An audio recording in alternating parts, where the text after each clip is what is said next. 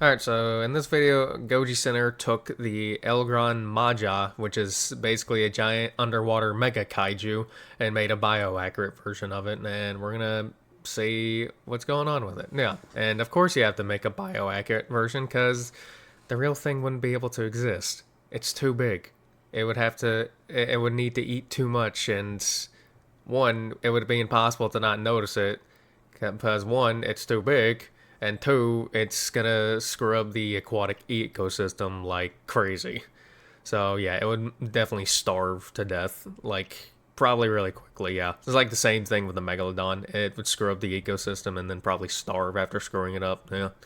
But yeah. Anyways, let's go and jump right into the video now, shall we? Sinuses are killing me, man. In all the depths of the sea, very few monsters rumored to exist could ever compare to the impossible behemoth, the Bloop. Yep. But one name that took the internet by storm finally challenged the Lord of the Sea Monsters on a scale never before seen. Today on Goji Center, we dive into the depths to explore this titanic rival to the biggest sea monster conjured by the thalassophobic mind. Yeah, like this is, yeah, thalassophobic, yeah, I have that. That's a perfect way to describe me, because, like, Christ, I would never, like, I already don't want to enter any type of form of water unless it's a bathtub, shower, or rain, and, and then but this would just make me not want to enter it even more, because Jesus Christ, like, just imagine you're swimming, and then you see this fucker just pop out of nowhere, like, no. Minds of the modern age, exploring its history, speculative biology, and the nightmarish possibility if a bio-accurate version of this animal exists. And ending with a very anticipated announcement. Oh, boy. Goji Center presents GRAN Maja Explained. Let me guess, we're gonna take the bio-accurate version of the Bloop and put it up against the bio-accurate GRAN Maja. That's my guess. That or the Endo 2.0 is finally finding Ultimasaur. Some of you at home not familiar with what it is you're looking at here might be wondering where on earth did the legend of this nightmarish horror spring from? After all, it took an ice quake literally heard across an ocean to create the urban legend of the Bloop, and sea monsters like the Kraken have had stories for centuries. So, from what depths did this terror spring forth? Simple, the most chaotic and wild realm of them all, the internet. Yeah. Yes, indeed, GRAN Maja was the brainchild of the modern online age, brought to life by animators like its creator Borisau Blois to make a new take on the classic sea monster formula. Extremely popular in the Latin American side of the net, GRAN Maja has destroyed submarines, battled other colossals like the Oh, is it Maja, not Maja? Okay, well, okay, my bad. Bloop, and devoured ships and divers alike across hundreds of millions of views, exponentially increasing the number Yeah, like, of seriously, like, just look at this fucking... divers alike across hundreds of millions of... See this? Like, look at this giant piece of fucking nightmare fuel. Like, good God. And, like, if you had thalassophobia paired in with megalophobia, too, like, that's just... That's just a double done deal for you. Like, you're just done at that point. Like, you're probably just gonna pass out from the sight of that. Like, good Lord. Thankfully, I only have one of those, and it's thalassophobia. views, exponentially increasing the number of thalassophobics around the world for years to come. So, before we take a stab at speculating the existence of a bio-accurate rendition of this sea monster, one which technically could exist, let's talk about the myth first. Raw stats. Length 2,214 feet or 674 meters. Jaw span approximately 165 by 250 feet. Tooth length more than 49 feet. Total... I'll be honest, I don't think this thing would probably have that great of a jaw strength, or at least in comparable to Mega Kaiju, I guess. I don't know. Mass 955,798,000 kilograms. That being more than 1 million tons. GRAN Maja definitely lived up to its name, dwarfing even the mighty Bloop in terms of length and overall size thanks legs to a body over half a kilometer long. Nose to tail, this leviathan dwarfs most other serpentine kaiju, being more than double as long as Titanus Tiamat and Manda, while being many times heavier.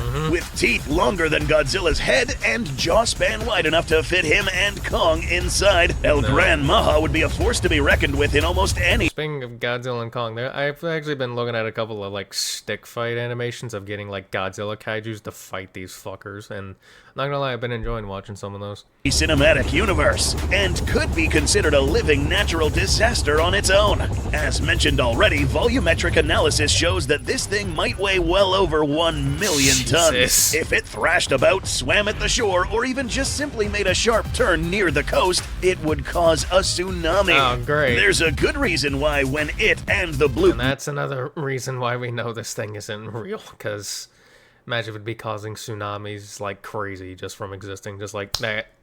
Noticed each other, everyone involved wisely chose to do two things: stay out of the way and let them fight. Yeah. Thankfully for thalassophobes everywhere, something like this could never exist in our more mundane world. One of the reasons you don't see sea monsters like this roaming about even in the fossil record is food. As viewers might recall in our bloop analysis video, everything has to eat, and everything needs calories to keep going. Yep, and it's too big, so it'll need too much. It'll fuck up the ecosystem, and then it'll die right after, you know. Whereas the bloop is like a whale, its rival more resembles a fish like an eel. Most fish are cold-blooded and don't need to eat nearly as much as mammals do, since they don't need to burn energy constantly to heat their bodies. How much exactly they need to eat can fluctuate a lot depending on where they live and how often they move around. To help you understand that not all underwater predators eat as much as you think, here's a fun little fact for you. Greenland sharks and great white sharks can get to around the same size, but hunt and live very differently. Greenland sharks are cold-blooded and live in cold water, moving and acting slowly over an extremely long lifespan. A study from 2022 showed that they can get by on a fraction of the calories that a great white needs, but the greatest of the great whites with a hotter-blooded metabolism and constantly moving around still need a fraction of the fuel a mammal needs. Hey, the more energy you burn off, the more energy you're gonna get, and just like that one episode of Parks and Recreation, food is energy, just not in the way Chris Pratt did it. Another study by David C. Burnvey found that the amount of food a great white shark needs per kilogram of mass actually decreases with size. The bigger the shark, the easier time it had stockpiling food and traveling against water resistance. A massive shark like Deep Blue only needs around 4.5 calories of food per kilogram of mass. That's about 5 to 8 times less than a human needs per kilo. And they call sharks voracious eating machines. Back to El Gran Maja though, we can see in the video that it is a pretty active predator, so a modified formula for great white metabolism makes the most sense to give us an idea of how much this monster eats. The results yield a staggering number of almost 700 million calories in a day just to maintain itself. If you remember from the last video talking about the bloop, you'll realize that this is a fraction of the amount the mammalian bloop needs, but still an astronomical amount. Maja, however, is typically found in more tropical waters around the equator, such as the Caribbean islands. Whales here don't even get half as big as the larger blue whales in the Antarctic Ocean due to factors like less food and needing to travel often. Daily, El Gran Maja would need to scarf down 10 humpback whales and still have room for more. If snacking on humans, the number is even more extreme. The average human contains 125,822 calories. How many humans does it take to feed this fucker? This means El Gran Maja would need to wolf down and perfectly digest around 5,200 people daily. And if this still sounds... Not as much as I thought it would be, but still too much. Yeah, Jesus Christ. You know, I can just totally imagine like some fucked up dictator just like knowing of this thing's existence, and whenever there's like opposition or whatever, he just kidnaps them all and then just throws them in the ocean for this thing to eat. I can totally imagine that, and like imagine that like being in like some type of movie or something. Interesting thought I had. Remotely plausible. And probably concerning too. There's another issue. Arguably the biggest problem when you take something like this into reality is not eating, but getting to eat. The biggest problem that something like El Gran Maja might face is how it swims. Slithering back and forth in the water like a worm or sea snake is called anguilliform propulsion. Great for maneuverability, terrible at propulsion. The side-to-side shifting wastes a lot of energy and speed. Couple that with the infamous grin on this monster, full of big, empty, forward-facing pockets next to the teeth, and a predator bound by reality would have a hard time building up or maintaining speed enough to catch worthwhile prey. This is why a high-speed pursuit predator like the mako shark employs the thuniform swimming method. With a stiffer body and flexible tail for propulsion, this animal can move faster and easier than an animal with the same anatomy as the Gran Maja.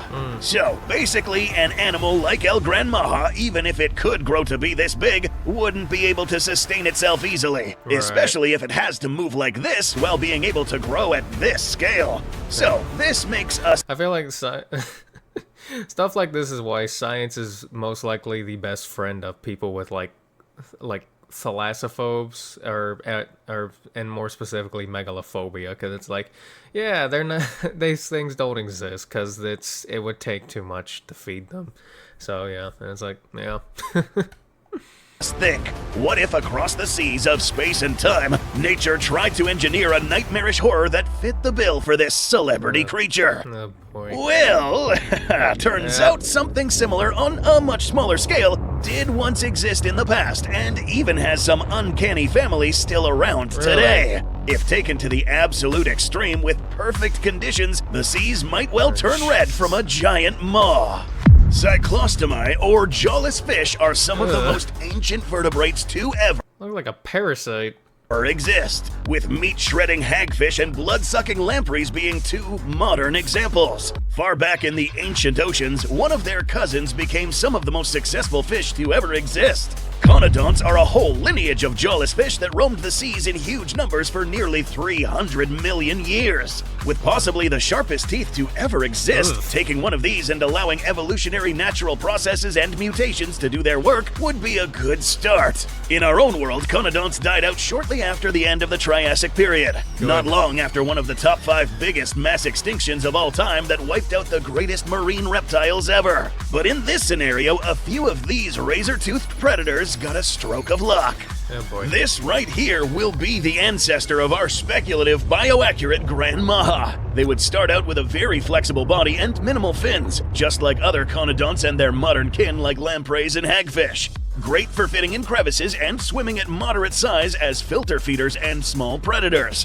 But as these carnivores started targeting bigger game and traveling longer distances, some things will inevitably change. Swimming the seas in the way these small creatures do will not work too well for an animal that's really big. This is why we don't have extraordinarily large whales and sharks shaped like this. So as these predatorial conodonts grew in size, their form had to be gradually restructured. Over time, these deep-sea predators would have evolved special muscles that flex and stiffen the front half of the body. This would keep their heads straight when swimming to cut through the water easier, with less wasted energy rocking side to side. Larger fins on the tail increase propulsion, and ridges on the head evolved to extend to the sides and stiffen. This not only gives our beast the iconic shape of El Gran Maja's head, but it gives a practical use in steering. Like the fins on a manta ray, tilting and shifting. Just... gives a practical use in oh Christ, just knowing that, oh god. Knowing something this big is just out there in the ocean and it looks like this, oh god, oh god. Oh god, yeah, I wouldn't even get on a boat anymore, like, oh god. Steering. Like the fins on a manta ray, tilting and shifting, these can help the apex predator turn on a dime and quickly redirect its head. Over time, these animals would adapt to swim using the Karangiform method, a halfway point between the two prior methods discussed. This is good for balance of flexibility and bursts of speed. But to grow larger and to help it in pursuit or ambushes, it will have to develop something called pseudo-siphons. Similar to the jet propulsion used by a squid, a trait not usually seen in fish but having a real-world biological basis. Unlike other fish which manually pump water in and out of themselves with their mouth, lampreys have specialized muscles controlled with synchronized commands from the brain. Water is pulled in and pushed out through the pores in a steady pace. These vampiric predators use this to help breathe even while feeding on their bloody meals. For our currently evolving Bio-Accurate GRAN MAJA, a more specialized, refined version of this trait will help out in filter feeding, and then was taken to the next step with all the water being directed out in one output instead of multiple. Focused out of a flexible cartilage nozzle on a swivel, quick bursts of movement out one side or the other. What first evolved to help with breathing has been adapting and retrofitted to help out with propulsion. But how can an animal like this evolve adaptations that are similar to animals like squid, despite being a completely different animal class? Simple. This would be another of the many classic cases of convergent evolution, where unrelated life forms confronted with the same problems develop similar solutions. Literally the same reason why dolphins and sharks have streamlined bodies and fins despite being in two completely different animal groups. Adaptability, In this case, our Bio Accurate GRAN MAJA sucks water rapidly through the mouth and extra gill ports before being redirected and shot out of the siphons. Perfect for rapidly lunging out to grab prey and sucking in plankton and schools of fish into the mouth. Yeah, that's even scarier to think about. Like, you just see this fucker and you think it's big, and it's like, okay, it's too big. At least it's slow. It won't be able to get me. Then it just lunges straight at you. Like, nah, you're just done. You're just done. Like, just. Christ. Maw. El Gran Maja, as the urban legend has it, has a pretty frightening maw. Well, Yeah. it just so happens that the likely ancestor of our speculative GRAN MAJA may have a more or less more frightening set of teeth. Yeah, you depending think? on what you consider scary.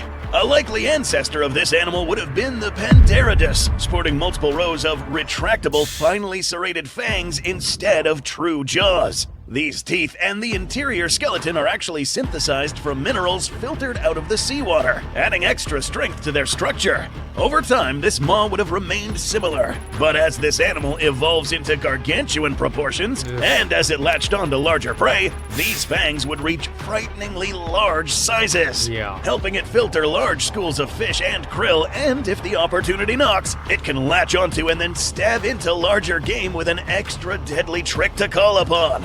We'll reveal this trick soon, but at this point, we have covered enough of this animal's ancestry to introduce Bio Accurate GRAN MAJA's true form. Ladies and gents, we present Hydrus Uctena, named after the horned serpent of Cherokee legend, who inflicted pestilence with its breath and shined with eerie. Yeah, I'm pretty sure this is something that they would put in, like, you know, like Subnautica or something, you know? I can totally see this being in, like, a game like that, yeah. Just have, like, a mod to put this thing in it or something. Or is Subnautica moddable? I don't know. Lights. This jawless fish It reminds me of that gargantuan Leviathan from that game, though, yeah. evolved to resemble characteristics of its urban legendary Just with, you know, a lot more nightmare fuel. Yeah, I'll stop pausing. counterpart, and we're about to see how. Measuring a possible length of up to 200 feet with a mouth gape of up to 16 by 22 feet, its largest teeth measuring up to 10 feet, and backed up by a mass of up to 260 tons. For senses for both shallow and deep water, the Hydrus comes sporting not 2, but 4 acute eyes for picking up light and shapes at a distance. This might seem bizarre, but several types of fish have the same sensing organs developed from the brain that function just like Six-eyed extra eyes. spookfish? This Okay. apex predator also can detect sense and water pressure changes with the elongated tentacles coming from its face. And like gosh. many deep water fish, this can manipulate a protein called luciferin, allowing it to light up parts of its body to confuse or attract prey to it. Now we can discuss the trick we mentioned before. Alright. Once biting into a prey animal, let's say an overly curious sperm whale foolish enough to swim too close, this predator has grooved teeth able to direct a potent anticoagulant venom into prey. This Oh. trait is reminiscent Great, of it's some poisonous prehistoric too. conodonts, with Or a different venomous. kind of chemical weapon also seen in modern-day lampreys. This keeps the blood of a victim from clotting easily, leading to catastrophic blood loss. Large predators often hunt down large game using ambush tactics, attacking from below upon detecting an unsuspecting victim. Sharks, mammals, marine reptiles, and other species of fish all use this same hunting methodology. Similarly, as the Hydrus' ancestor evolved, it would have adopted this same hunting methodology.